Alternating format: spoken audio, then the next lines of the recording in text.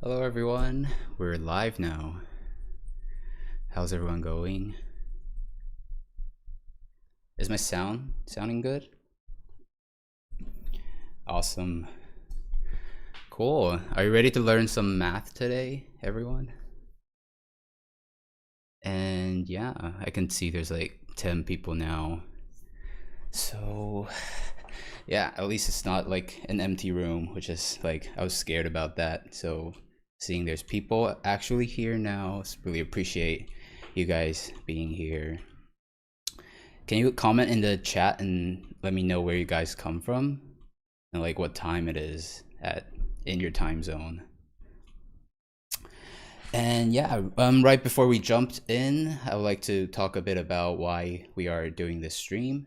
So this is our annual Tuatara charity stream, and we're raising money for Child's Play. It's a charity that brings games to kids in hospitals. So the idea is simple: play games, feel better. So it's for kids that, especially for kids going through treatment, which can be pretty isolating and kind of scary, like bringing a little bit of fun.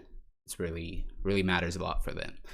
So everything you see today and also yesterday, all the talks, all the workshops, everything we prepared is to support the charity. So if you enjoyed this or learned something new, please consider donating. Anything helps really, even like $10, $5. It's all towards our final donation together. So yeah, it makes a difference. And all right, we have people from France, people from the UK. You ready for some math in the morning already? And yeah, let's get into our slides. So today we're gonna talk about math, but make it cuter. And before we start, let me introduce myself a bit. My name is Chih-yu. I also go by Jerry or GeoJaws if you know me online. I'm a VFX artist from Taiwan, and I'm working at Tuatara right now for a little over 3 years. We're a co-dev studio that provides VFX service to a lot of games, such as Valorant, Mortal Kombat, and Fortnite, which is the project that I'm on for the past 3 years, so it's been a while. We also do our own game developments ourselves with released titles like Bare Butt Boxing and also Let Them Come Onslaught, which was just released on Steam with amazing reviews so far. So if you're into roguelike games, remember to check that out.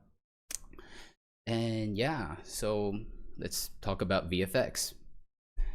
VFX is really a really unique field. You need art, but you also need math. And it's really the combination of it that makes it a really special discipline in game development. One day you could be talking about like color theory and shape languages and, discussing timing, how to make things more punchy. And then the other day, like you're deep in some complex shader code or maybe building some procedural tools or I don't know, solving quaternion rotation, which I don't really understand. But yeah, that is also why this field, why VFX artists can be pretty hard to find these days. There's always a bigger demand than supply when it comes to VFX artists. Many artists shy away from this field just because they think that the math and technical stuff is beyond their reach. And when you mention math to them, sometimes you get this kind of reaction. And like I did see comments and like friends in real life like give up on this field before even trying because they're like so convinced that they're just not a math person. So that's what motivated my talk here today. I want to show you that these math concepts are more approachable and useful than you might think. So, math, just like art, is not just a talent, but a skill that you can definitely learn.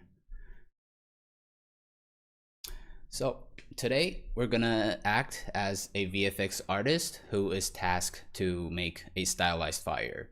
So this is really similar to my day-to-day work. Thank you for your donation.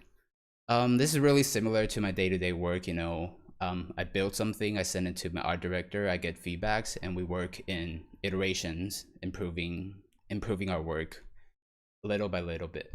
So here's a preview of all the stages that we're gonna go through, starting from the right, starting from the left, something pretty basics, and all the way to our final version on the right. And hopefully by the time that we're done with this talk, I think you guys could look at math as something that's like useful, and you can use that to solve your artistic problems basically.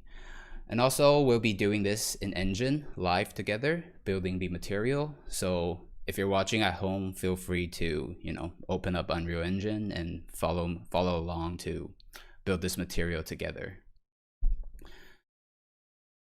All right, so before we dive into Engine and the VFX stuff, I just want to do a quick review of some basic high school math, you know, functions. So basically what functions is quite simple. It's just mapping. You know, you give it an input, it gives you an output.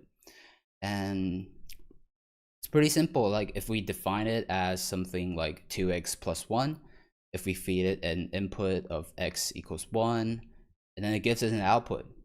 2 times 1 plus 1 is 3, right? It's pretty simple. But there's a key element here that actually connects math formulas into something visual that we can see. And that is called the graph of a function. So basically graph is just like connecting the dots, you know. Again, we have the same function here, 2x plus 1.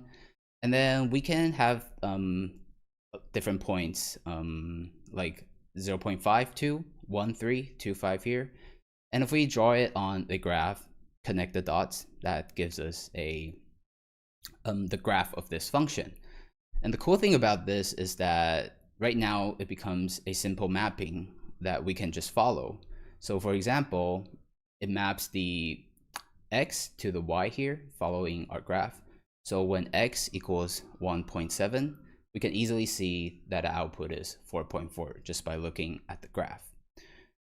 And this visual representation is how VFX artists or technical artists turn like math functions into something beautiful, like a fire or thank you for your donation. Like a fire or a, I don't know, explosion. It's all using math, and we think through graph to make something visual.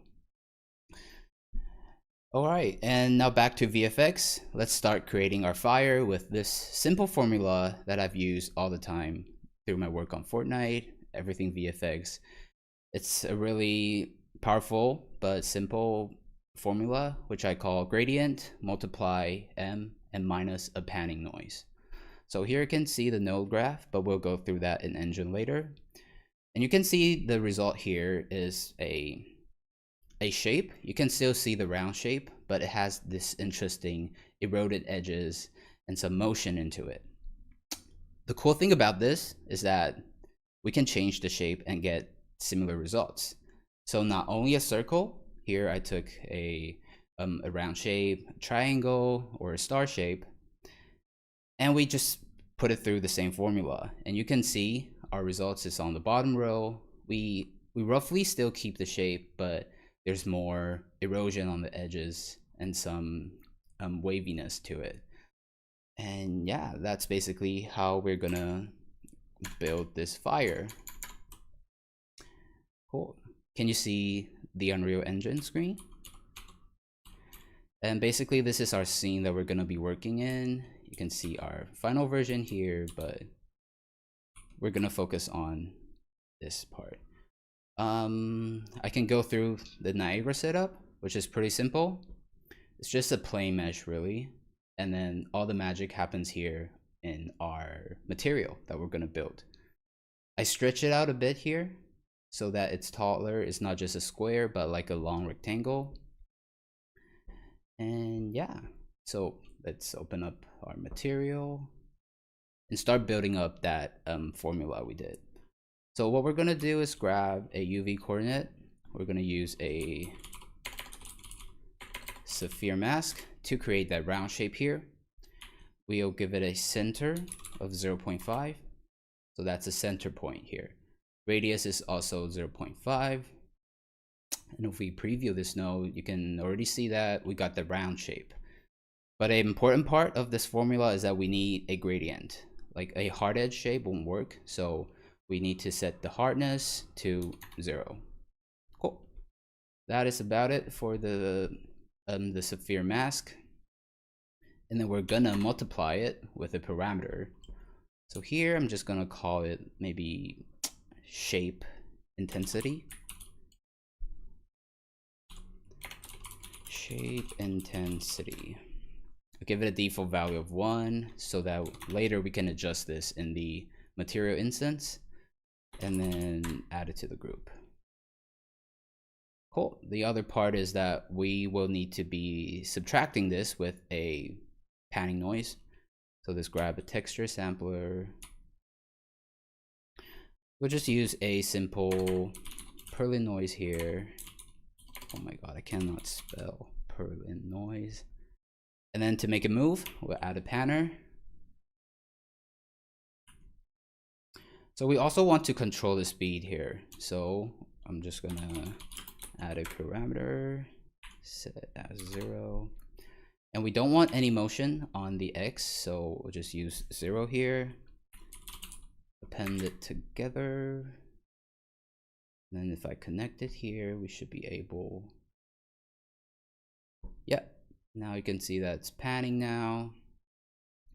Another thing I would like to do is to stretch it out a bit on the Y axis too. So again, we'll take the UV coordinate. We can do that by multiplying the UV coordinates.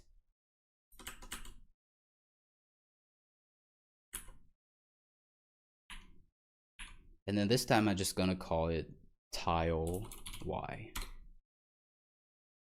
Remember to add it to our group here. And then just connect it. Okay, now, okay. It crashed, it lagged for a bit and that made me nervous it's gonna crash. So the last step is just to subtract our sphere mask with this panning noise, connect to the emissive value and the opacity here. Previewing. And yeah, we should see something like this. It wouldn't be Unreal Engine without a crash, and that is really true. Especially if you're working on Fortnite, like it's like a daily, well, not daily thing, but it happens a lot. So anyways, we can see that after we apply our material here, this is how it looks like. And now the fun part is that we get to play with the parameters. I'll just pull the material instance here. And then we can, there's 3 parameters that we can play with now, right? The first one is shape intensity. You can see that as we increase the intensity, we get more of that round shape and less of erosion. So maybe something like 2 here would work, 1.5. I'll go with 2 for now. And then the speed, so how fast our noise would pan. You can make it super fast, which doesn't really, you can go downwards. It would be useful depending on what you're making.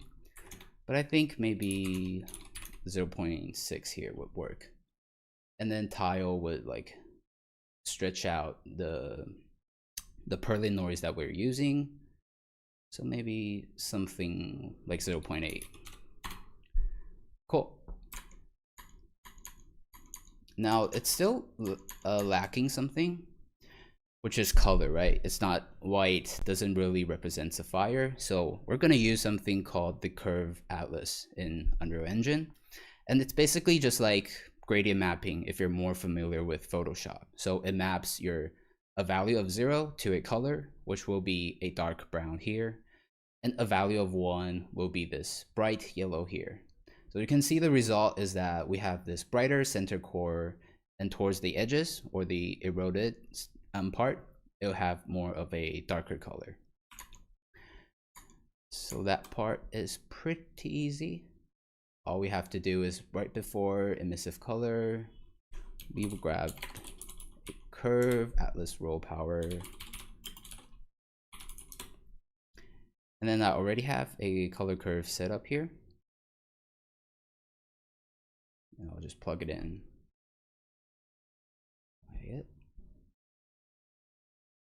Cool, we have some color now. So that's basically it for our first pass. We're kind of happy for it, it's a start. And then we send it to our art director. And then we get our first feedback.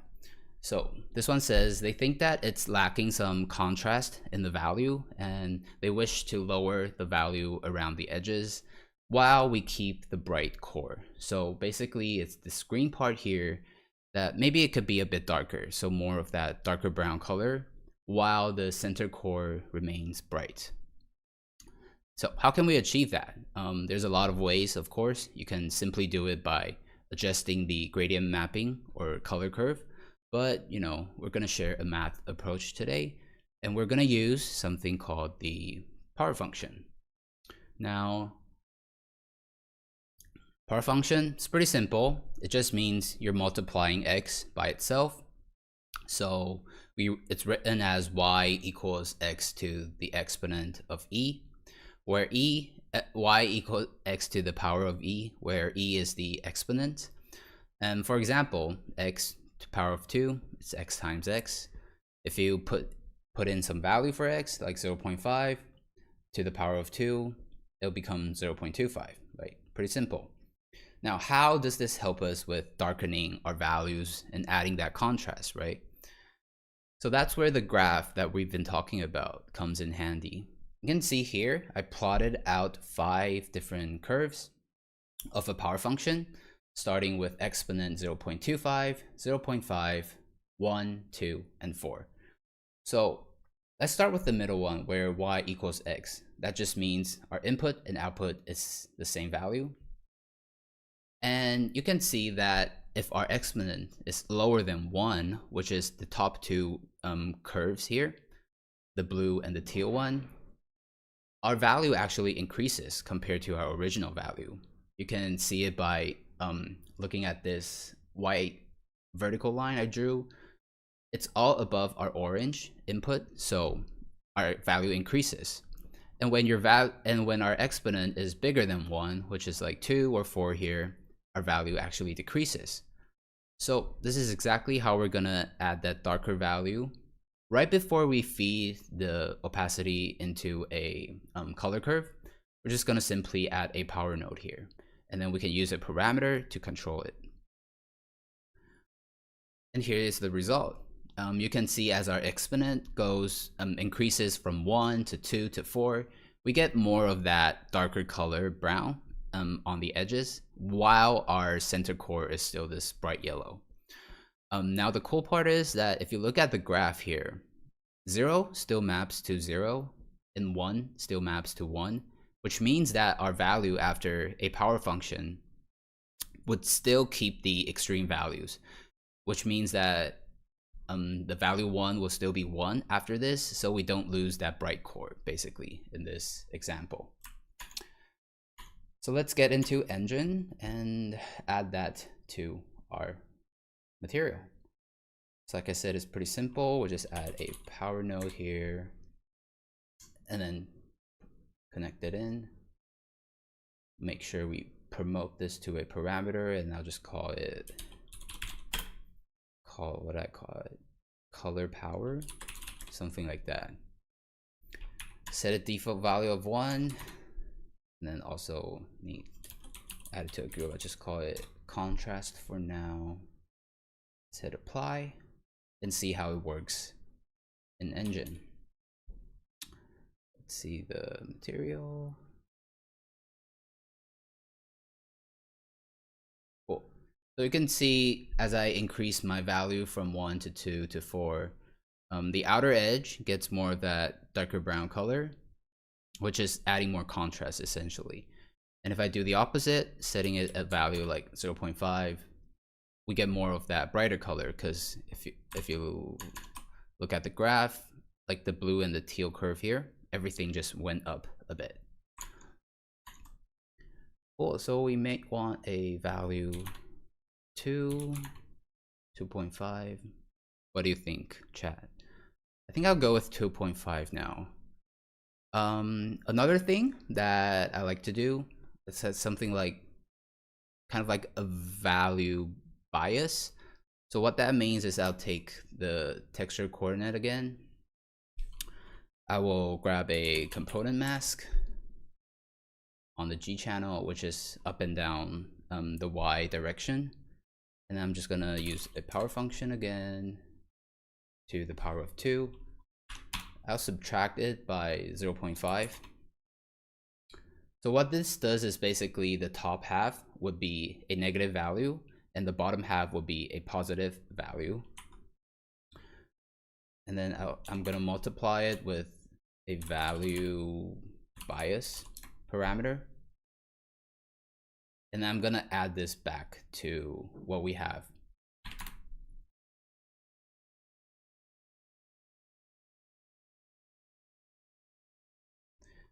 So you can see if we increase, where is, oh, I need to add it to,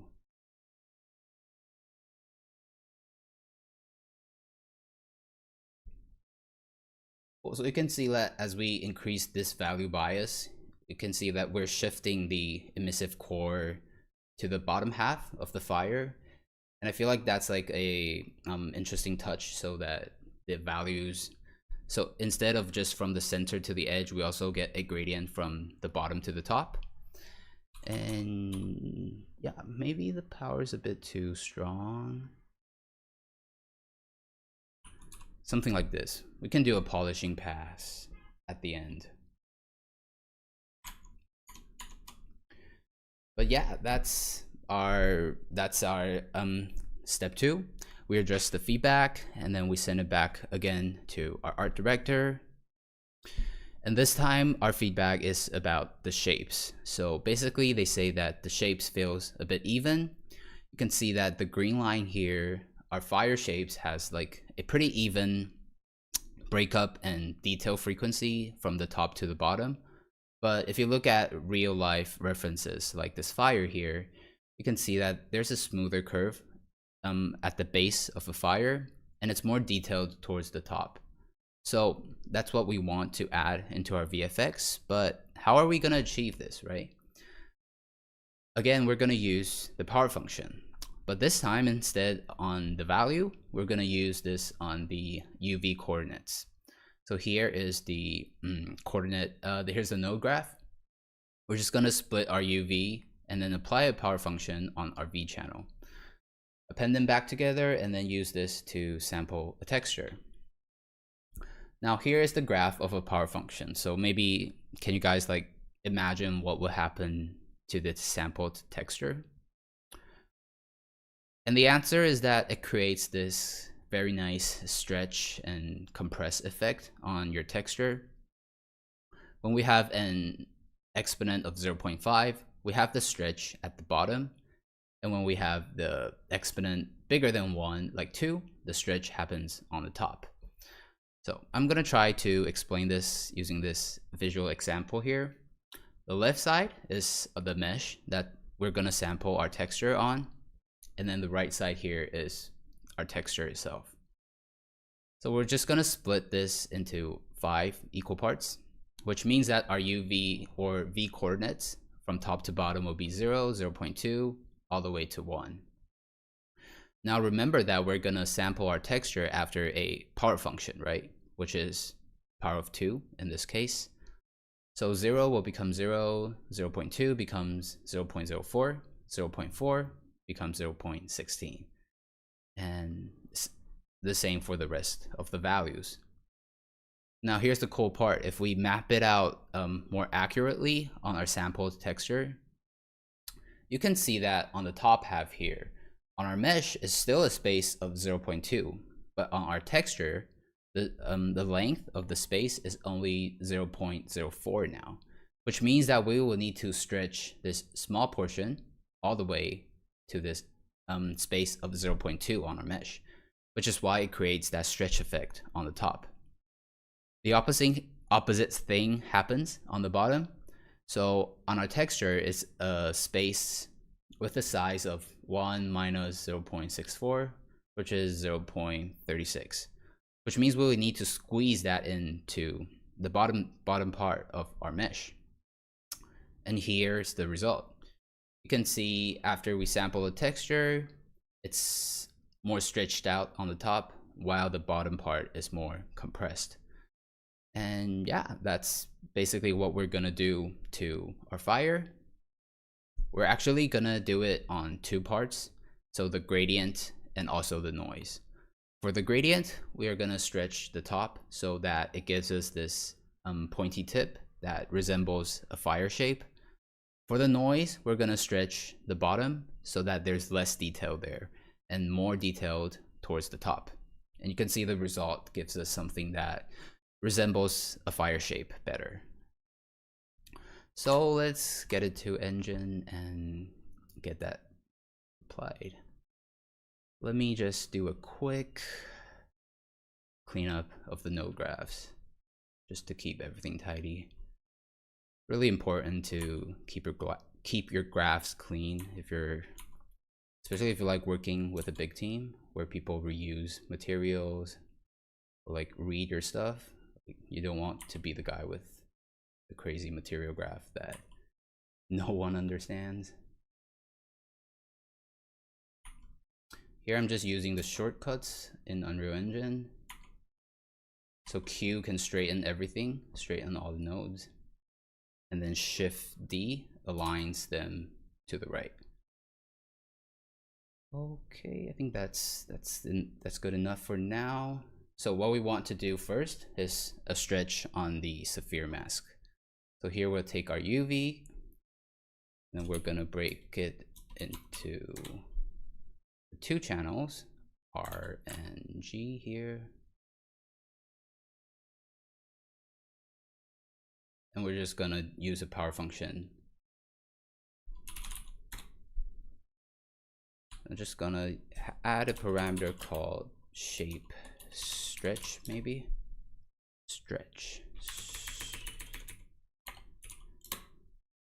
and then default value, add it to the group. Cool. Basically it. Remember to append it back together and then feed it into our sphere mask.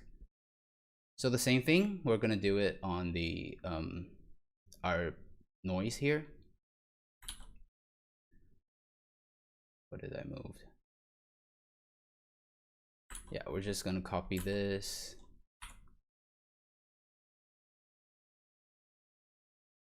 But remember that we need a separate parameter here for the noise so that we can get control. And then let's see how it looks like. Noise stretch. So you can see as I increase the shape stretch parameters, it gives us, it stretch out to the top, so there's like a pointier tip. And then the opposite, if we make it a value lower than 1, it just flies up, which is not what we want. I'm just gonna use a value of, no, maybe like 2. And for the noise, we want the opposite thing. So something that's below 1 so that we can stretch out the noise. Maybe 0.8 for now. Cool. Now, one additional tip that I like to add is we don't want the same amount of erosion throughout the top and the bottom. We kind of want less erosion at the bottom. So for our sampled noise here, I like to multiply it with a our UV coordinates, our V coordinates, so it gives us a gradient.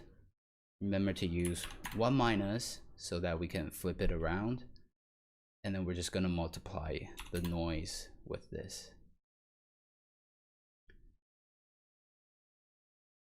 Well, now you can see the bottom part is rounder. We can see more of that round mask shape since it's less eroded. Something like this. Shape intensity.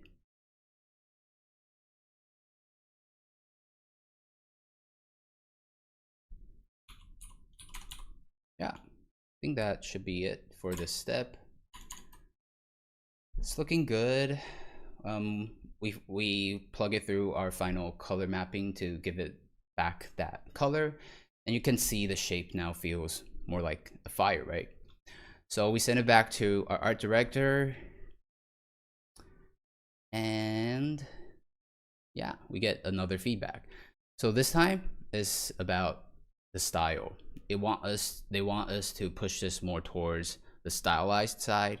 And right now, looking at this, I wouldn't say it's like realistic either, but it just lacks some clear art direction. So let's look at some references first. I think we can all easily tell which one is which, right? Which one is stylized versus which one is realistic. And maybe some of you can even like pinpoint where this reference come from, right? One is from Zelda, the other one is from The Last of Us. But while it is easy to categorize it into different styles, part of our job as an artist is to analyze why people, what exactly makes that difference, so that we can apply the findings to our own work to create art direction. So, what makes a VFX stylized? That is definitely a big topic. That's probably a 1 hour talk by itself. But I would say one of the key elements here is the hard edges. Realistic VFX often have a smoother gradient, smoother fade out, and stylized VFX often feature like harder transition around the edges. And you can see this clearly in the Zelda's fire here, right? There's like this very steep transition. You can clearly tell like where the shape starts and ends. And yeah, that's a big element of stylized stuff, and we want that applied to our work here. So how could we add this hard edge in our VFX?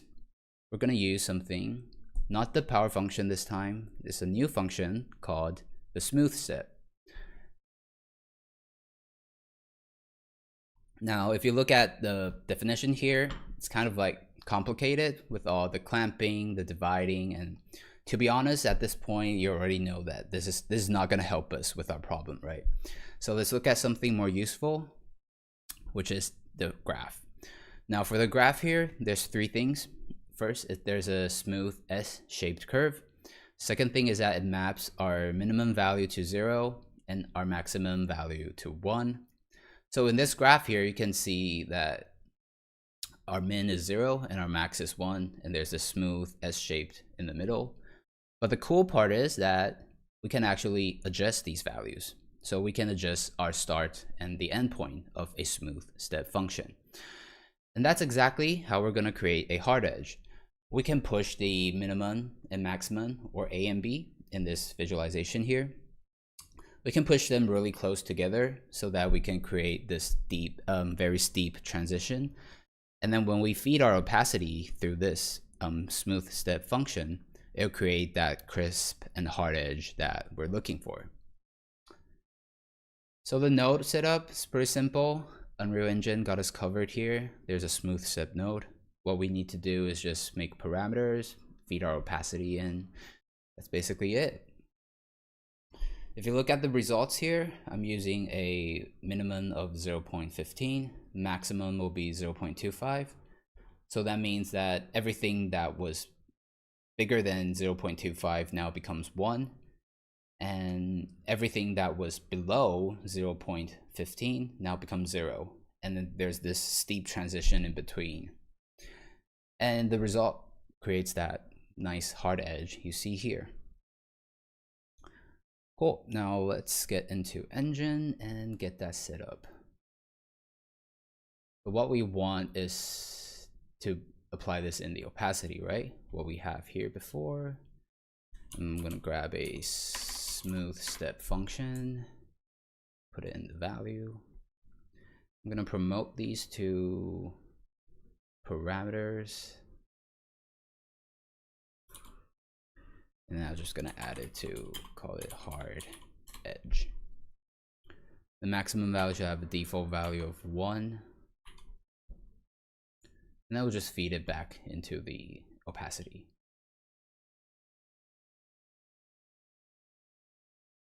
Cool. Now we hit apply, go back to our world, and let's start tweaking some parameters. Here, if we decrease the max value, you can see that the edges gets harder and harder.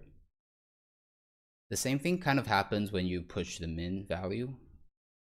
So like, this is the problem of the smooth set function. Like, if your minimum like even goes over the maximum value, like it totally inverts the mask. So there's a better way that I like to set this up, which is like I would use the min as something maybe like a shape size. For the maximum, I'll change it to maybe edge hardness, something like that. And then I'm gonna add these two together, and that will become our maximum value here. So the way that the reason that I set this up is like now our parameters have a better meaning to it, right? The shape size, if I increase it, it becomes smaller, and if it's 0, it becomes bigger. And then our edge hardness, if I decrease the value, it's more hard edge. So it's easiest for us as artists to understand this and manipulate these parameters. So I'm just gonna play around with these values, maybe something like this. Kind of losing the darker colors, so I'm increasing the power.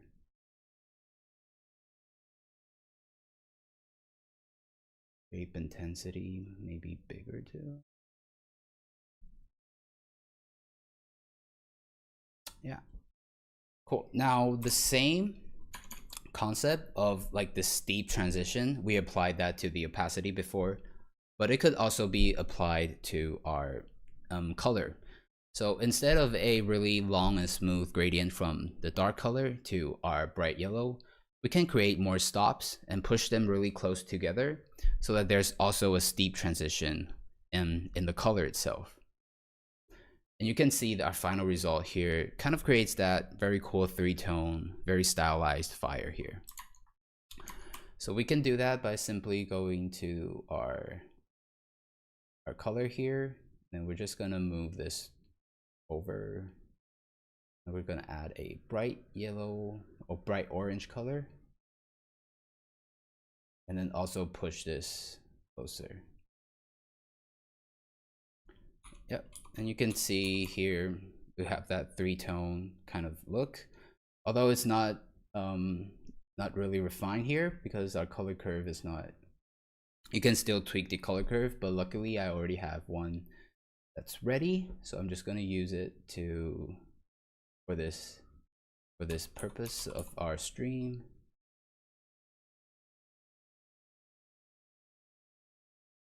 And yeah, the rest is just tweaking our parameters so that everything looks nice.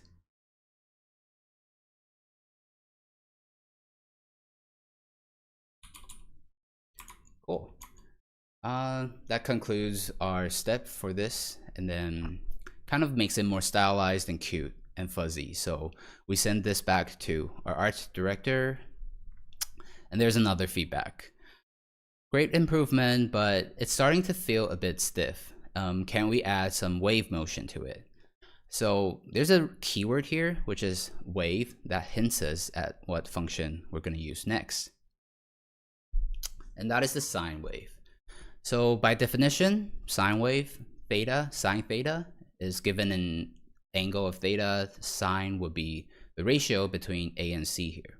But at this point, you probably already guessed we're more interested in something else, which is the graph of a sine function.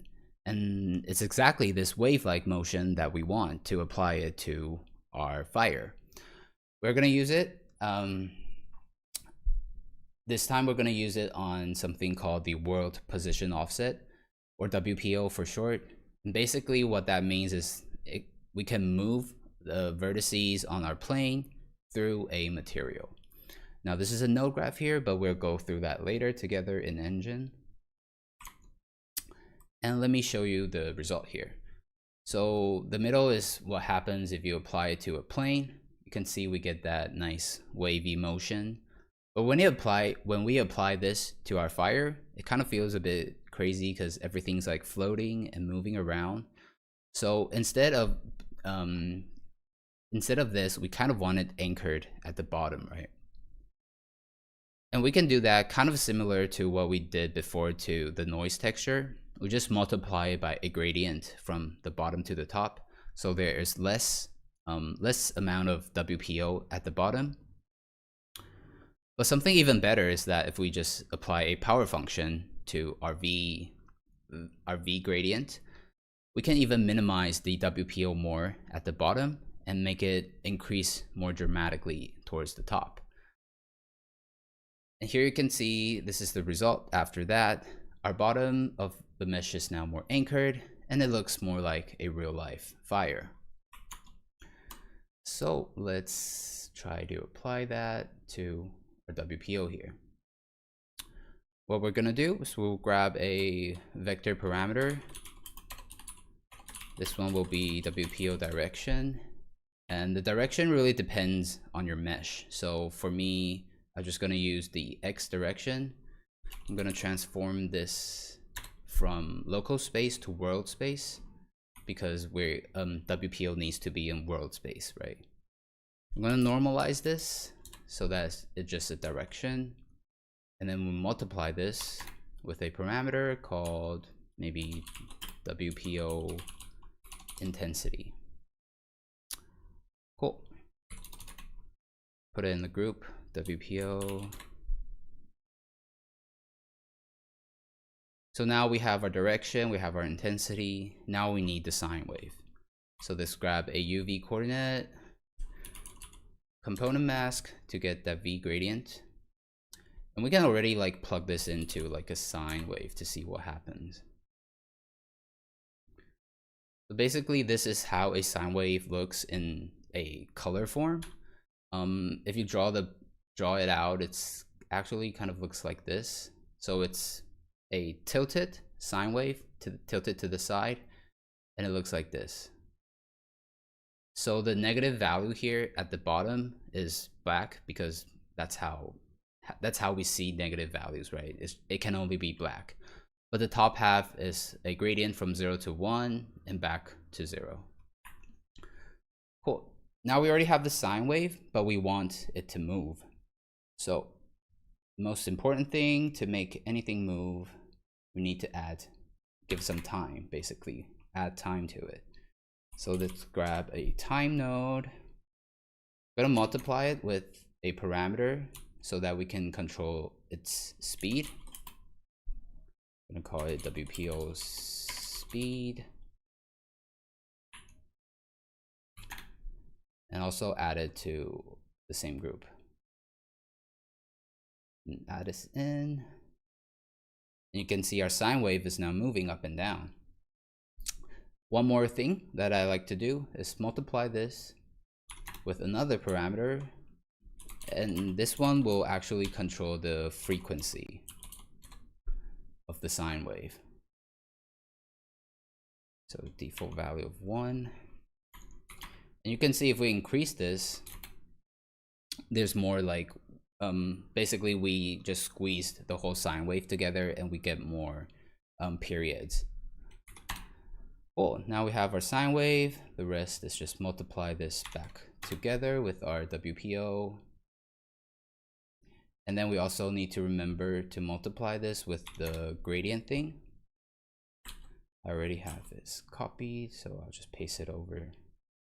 Basically, we just flip our V gradient around, put it through a power function. It's called WPO bend. And then this thing will go into our world position offset. Cool.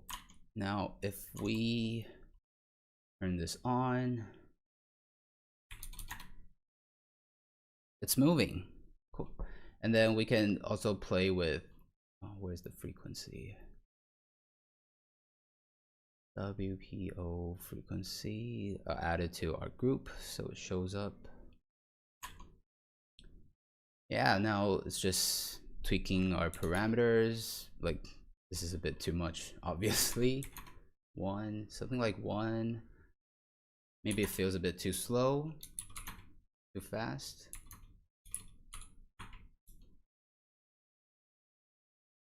Yeah, but basically we apply this sine wave to our world position offset on the mesh, and you can see like our mesh is moving in a sine wave, so it kind of feels like the wind is blowing on our fire. Cool, and that wraps up our 4th round of feedback from our art director. We added that motion using sine waves, and you know what comes next is we send it back, and of course there's another feedback, but this is the last one, I promise. Basically they want us to make it more painterly. Painterly is like another big buzzword in game development. You know, ever since shows like Arcane, which is like amazing show, I love the art style of it, and it's proving that, you know, 3D animation can look like 2D paintings. This style has become so popular that, you know, people want it in games too. So I want to share a scene from its documentary. Someone asked the artist at Fortiche, which is the studio that created this show, like, what is the secret to making 3D animation look like a 2D painting, right? And the answer was, we paint. You know, the first time when I watched this, back when I was still like trying to break into the industry, like this answer was so simple and also like so powerful to me. So I just like to include this at the end of my talk here as a reminder that, you know, VFX is still art at the end of the day. You know, while all that math that we've been discussing is a useful tool to make VFX, but your artistic skills remains equally as important as a VFX artist. So there's no math in this step. We're just gonna paint. Here's a time lapse of me creating this swirly noise texture. Started out by laying some shapes here, you know, and I used the smudge tool to smudge it out, maybe painting back some more hard edges. And yeah, that's how I create a hand painted texture. You actually hand paint it. So remember, if you're from an artistic background and want to pursue VFX, you know, all the hours that you spent improving your skills are still really worth it in this field. And the final step is just applying that. There's a lot of different minor tweaks I did here to get this final look, but really the main transformation here comes from just replacing this texture. You can see how those carefully designed shapes and my brush strokes just translates beautifully into the final version here. And that's something math functions alone cannot really replicate. Yeah, so it's pretty easy in our material. Find our texture, and then just swap it out with the hand painted.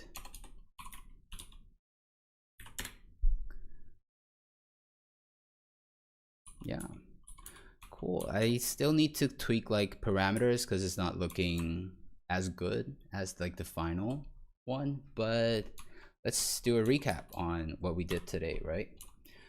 We started from a simple gradient minus noise technique, and then we used the power function to add some contrast to it.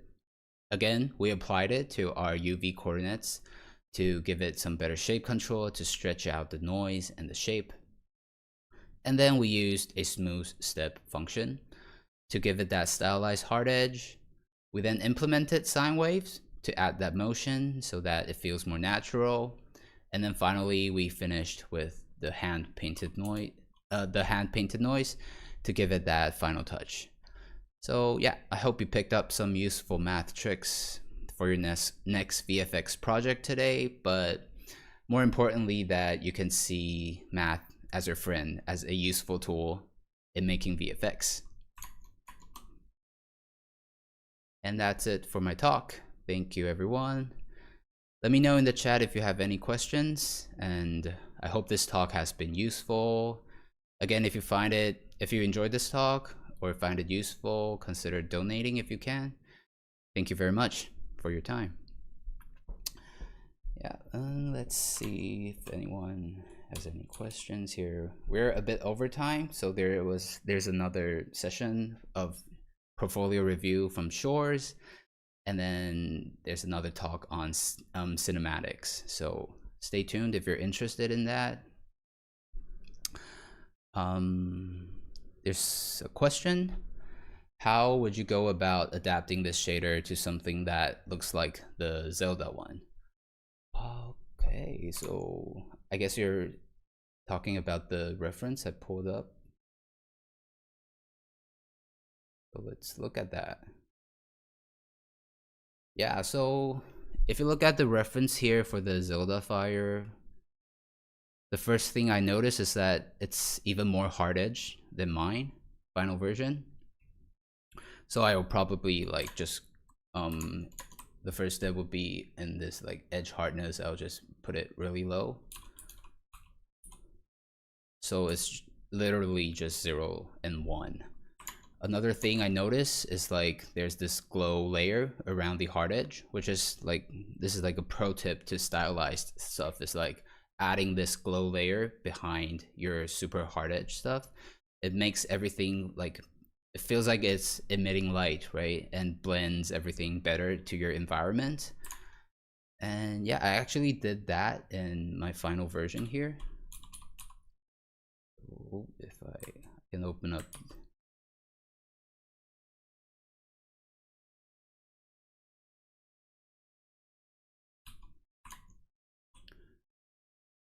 Let's see if I can final. Yeah, so there's actually 2 renders here, fire and glow.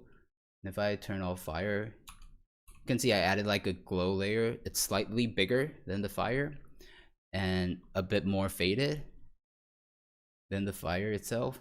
So you can see this is the fire without that glow layer, and this is the fire with the glow. So it's pretty subtle, but I feel like it really makes a difference in your final result. So yeah, that's basically the 2 things I noticed in this is harder edges, and then you can add a glow behind the hard edge stuff. And yeah, maybe some noise. The noise texture looks different from mine. Of course, you can hand paint yours to match the style. But yeah, that's basically what I can come up with on the spot to make it look more like a Zelda. Another question, show the gradient mapping to the Sapphire texture. It's just a color atlas node. I guess you're mentioning this part. It's called the color. If you search for curve, it's like color atlas row parameter. And then you need to set up the curve, stuff like that. There's a question about the mesh. Is it a custom mesh with custom UVs? No, it's the simplest plane. It's a plane with a plane UV. So really anything could do. This one definitely has way more geometry than needed. So don't do this if you're gonna work in like an actual game. But it does give us that really nice WPO motion since there's so many vertices to play with. But yeah, it's just a simple plane mesh. Okay, last question. When do you choose to use your bias function? Is there some specific cases, like this time pushing the color below? Yeah, the color bias thing, it's not like a standard thing, but just something. The important part is like you know what you're doing. So basically this comes from feedback. Maybe the art director says like, oh, it's looking a bit too even. Can we shift the bright parts towards the bottom so it fades out to the top? And then us as VFX artists come up with like, oh, we can take a V gradient, subtract 0.5 so that it lowers the value on top and adds the value at the bottom. So yeah, there's not really, this is not like a very specific technique, but something just like a math thing you can keep in mind if you ran into similar situations. Cool. Now, I guess that's it for my talk today. We went a bit over time, but yeah, I hope you learned a trick or two about math. Maybe feel a bit more comfortable, if you want to pursue VFX, like the math part feels a bit less intimidating. And yeah, we still got more sessions throughout today, so again, donate if you can. And I really appreciate your time. And that's it. Bye.